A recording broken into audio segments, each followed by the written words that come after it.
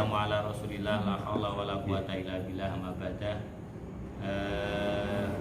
Konco-konco yang saya hormati, wabil khusus Sohibul Bait Bu Hajah Imaratun. Alhamdulillah pada malam hari ini kita bisa memulai rencana yang sudah dulu kita angen-angen, lenggahan bareng, bukan kok ngaji bareng, lenggahan bareng. Kemudian biar lenggahannya itu ada sedikit manfaat, maka kita buat semacam kajian ringan santai, tapi kita buat hangat mungkin tentang kajian pada malam Kamis ini. Dan mohon maaf, awalnya malam Selasa, tapi malam Selasa ternyata ada beberapa kegiatan, jadi dipindah malam Kamis. Monggo badhe setengah bulan sekali apa sebulan sekali apa dari Batu Raden usulnya malah setiap minggu. Namanya rutin sih kita. Monggo, yang penting sudah ada arena untuk kita berkumpul, maka kita tabarukan. Maka kenapa saya menggunakan kitab Nashohul Ibad? Nashohul Ibad ini, ya mohon maaf, mau ini sing ngaji kiai-kiai, bunyai-bunyai, jadi modal ngamen. Tujuannya itu begini, yang saya alami, semakin kita itu sering ngulang orang, maka semakin kita itu terlena. Kita itu terlena, dan semakin kita itu banyak ditanya orang tentang hukum, maka akan timbul seolah-olah kita itu yang pinter.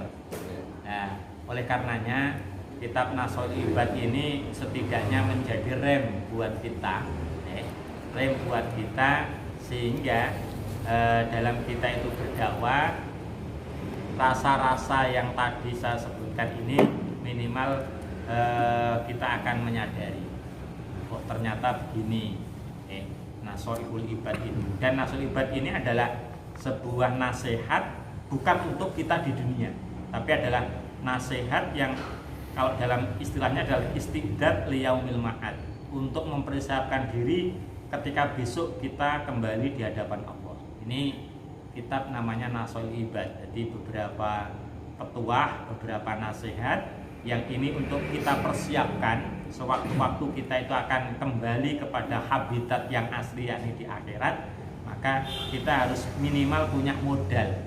Nah, sudahkah kita itu punya modal? Maka kita ngaji bareng-bareng ini dengan harapan ketika kita sudah modal, sudah cukupkah?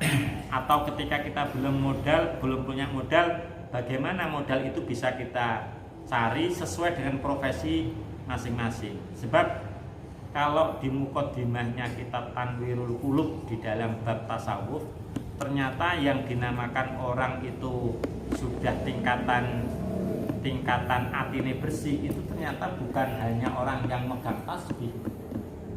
Di sana ada abid, alim, muta'alim, ada orang yang ahli ibadah, ada orang yang suka ngajar, ada orang yang statusnya santri, ada orang yang menjadi alim dari penguasa, pemilik kebijakan, ada orang yang biasa kerja.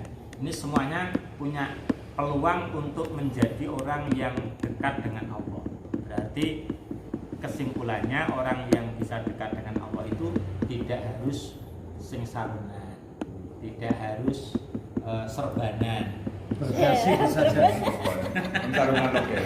Yang berdasi bisa. Kalau yang serbanan otomatis itu dekat karena secara jarak beliau lebih dekat langit daripada kita. Ampun, puncak Batu Raden. Arep mangkat artisan jagate sorene. Oleh karenanya di dalam kitab Nashohul Ibad ini kita satu untuk tabarukan, karena kita itu setelah kita itu mempelajari, setelah kita memahami, ternyata ilmu itu bukan segala-galanya, tapi keridhaan seorang guru, keridhaan seorang kiai, doa seorang kiai, doa seorang ulama, ini yang sangat-sangat kita harapkan. Maka dengan ngaji ini kita berharap awak dene iki keloberan dongane para kiai, sehingga kita itu ikut pada kelompok beliau-beliau itu besok. Ini sebagai mukadimah daripada kitab Nashul Ibad. Oleh karenanya monggo kita tawasul dulu kepada para guru-guru kita. Mu'alifnya ini adalah asli orang Jawa, yakni Mbah Nawawi. Mbah Nawawi itu kan asli orang Jawa, sehingga beliau ini adalah orang Banten, orang Banten. Akan tapi sekarang Banten itu sudah tidak mempunyai kader yang sekelas Mbah Nawawi, atau paling tidak di bawahnya. Oleh karenanya ya mari kita hadiah Fatihah kepada beliau, yang mana beliau ini dimakamkan di Mbah Maimun mana? Makla, di Makla yang sebelah itu tadi. Makla yang sebelah Mbah Nawawi kan di sebelah jalan yang tol itu. Karena ceritanya dulu sebetulnya itu kena jalur tol Mbah Nawawi itu, tapi ketika dibongkar ternyata masih utuh, sehingga kebijakan kerajaan tidak boleh dibongkar. Itu beliau Mbah Nawawi. Oleh karenanya kita tabarukkan kepada beliau, semoga kita ini termasuk orang yang mendapatkan keberkahan dari beliau Mbah Nawawi. Monggo. Ila hadratin Nabil Mustafa Muhammadin sallallahu alaihi wasallam wa ala alihi wa sahbihi wa azwajihi wa dzurriyyatihi. Lahumul Fatihah. A'udzu billahi minasyaitonir rajim. Bismillahirrahmanirrahim. Alhamdulillahirabbil alamin. Arrahmanir rahim. Maliki yaumiddin. Iyyaka na'budu wa iyyaka nasta'in. Ihdinas siratal mustaqim. Siratal ladzina an'amta 'alaihim ghairil maghdubi 'alaihim waladdallin. Sumaila jami'i masyayikhna al-kiram wa ulamana al-kiram wa nakhususan mu'alif hadal kitab Nashul Ibad wa jami'i masyayikhina wa ulama'ina lahumul Fatihah. A'udzu billahi minasyaitonir rajim. Bismillahirrahmanirrahim. Alhamdulillahirabbil alamin. Arrahmanir rahim. Maliki yaumiddin. Iyyaka na'budu wa iyyaka nasta'in. Ihdinas siratal mustaqim. Siratal ladzina an'amta 'alaihim ghairil maghdubi 'alaihim waladdallin. Amin. Wa nakhususun khassa ila ruhi al-murtaji Ghufrul Masawi Muhammad Nawawi bin Umar al-Jawi wa Syekh al-Alamah al-Hafidz Syekh Shihabuddin Ahmad bin Ali bin Muhammad ibni Ahmad asy-Syafi'i asy-Syahir bin Hajar al-Asqalani. Lahumul Fatihah. A'udzu billahi minasyaitonir rajim. Bismillahirrahmanirrahim. Alhamdulillahirabbil alamin. Arrahmanir rahim. Maliki yaumiddin. Iyyaka na'budu wa iyyaka nasta'in. Ihdinas siratal mustaqim. Siratal ladzina an'amta 'alaihim ghairil maghdubi 'alaihim waladdallin. Amin. Summa ila jami' ahli kubur minal muslimina wal muslimat wal mu'minina wal mu'minat min abaina wa ummahatina wa nakhususan furu'ina wa usulina wa nakhususan khasah furu'i sahibil bait wa usuli sahibul bait. Lahumul Fatihah. A'udzu billahi minasyaitonir rajim. Bismillahirrahmanirrahim. Alhamdulillahirabbil alamin. Arrahmanir rahim. Maliki yaumiddin. Iyyaka na'budu wa iyyaka nasta'in. Ihdinas siratal mustaqim. Siratal ladzina an'amta 'alaihim ghairil maghdubi. Bismillahirrahmanirrahim. Wa as'alullah al-karim ayyan fa'abil muslimin. Bismillahirrahmanirrahim. Wa tusannu inda bidai kulli umurin ghairi muhakkiratin. Jadi segala sesuatu itu disunahkan untuk dimulai dengan bismillah kecuali muhakkiratin. Jadi kecuali perkara-perkara yang dianggap hina. Ini kita semua supaya memulai dengan bismillah, dengan bismillah. Ini kalau ingin mengetahui fungsi atau khosois daripada bismillah, itu ada kitab namanya Kifayatul Adqiyah. Di sana ada penjelasan tentang bismillahirrahmanirrahim dari sisi syariah, dari sisi akidah, dari sisi tasawuf. Di sana lebih lebih rinci. Cuma di sini fa in tarakaha fi awaliha atabiha fi asnaiha. Kalau kita itu kelalen tidak mengucapkan sesuatu dengan perkataan bismillah di awalnya, maka apa? Yaqulu bismillah fi awalihi wa akhirihi. Maka kita disunahkan untuk membaca bismillah fi awalihi wa akhirihi. Contohnya ketika kita minum ini kan bismillahirrahmanirrahim. Nah ternyata di tengah-tengah kita lupa kalau di awal itu tidak membaca bismillah, maka disunahkan untuk mengucapkan bismillahi fi awalihi wa akhirihi. Alhamdulillah fi kulli hinin wa auqatin wa hiya asminatun mahdudatun wa hiya min atfin khosin wassalatu ala rasulihi asrafil khalqi wa hadhihi munabbihatun ala isti'dadil yaumil ma'ad. Jadi setelah membaca basmalah, kemudian membaca hamdalah, membaca sholawat, ini sebuah tuntutan. Karena apa?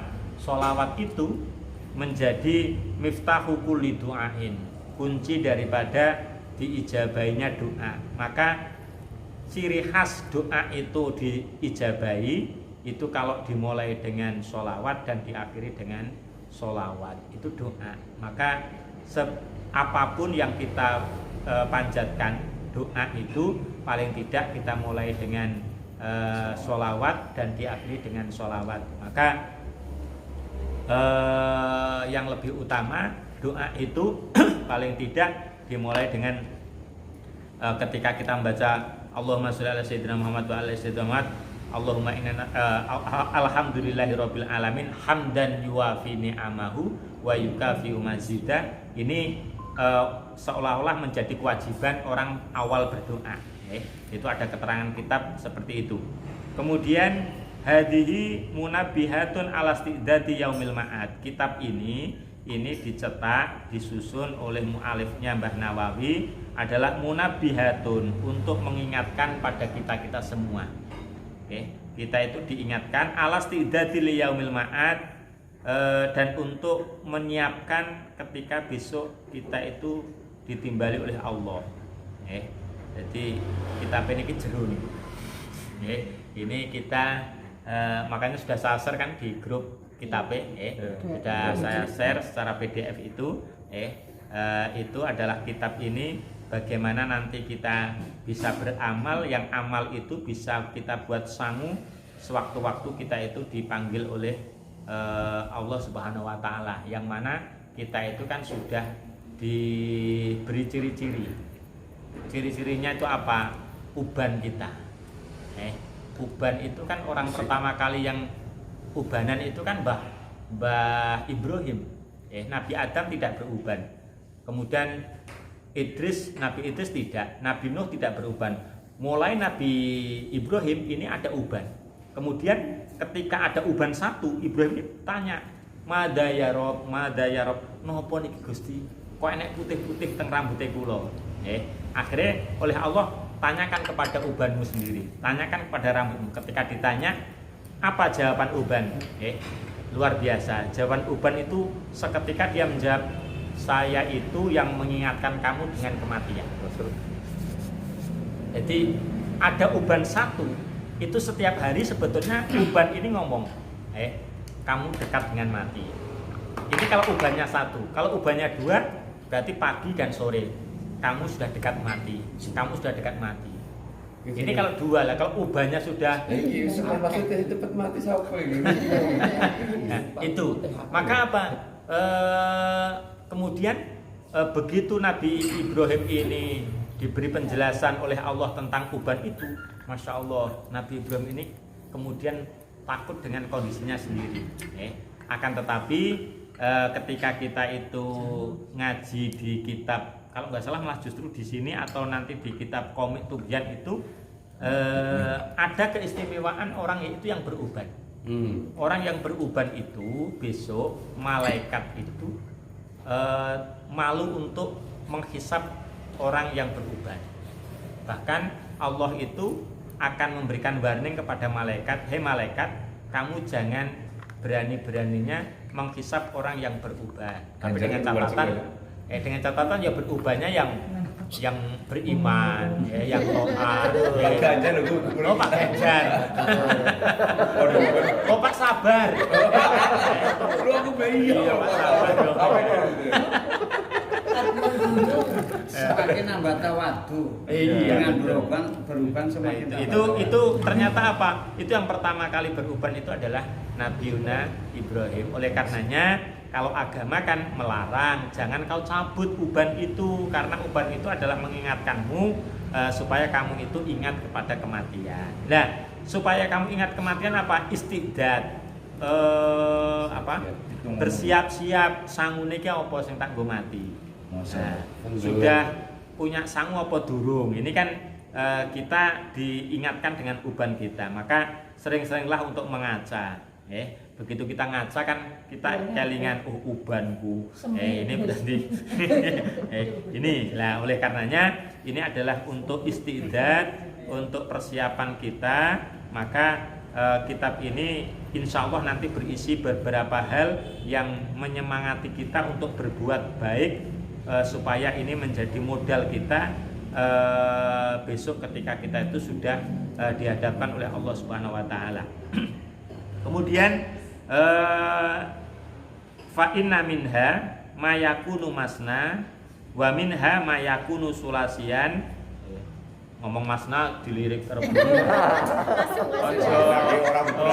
Konotasinya gue. Konten ngubaleke dadi masna iki maksude nanti di kitab ini itu ada yang sifatnya itu dua-dua. Jadi satu hadis itu memuat dua fatwa, dua ilmu. Ada nanti yang satu hadis itu sulasian, tiga. Ada nanti yang contoh itu loh, igtanim khamsan qabla khamsin. Nah itu nanti masuk kepada khumasi. Walaupun toh di Quran nggak ada. Ya rubah. Masna wa sulasa wa rubah. Orang nek khumasi nggak ada.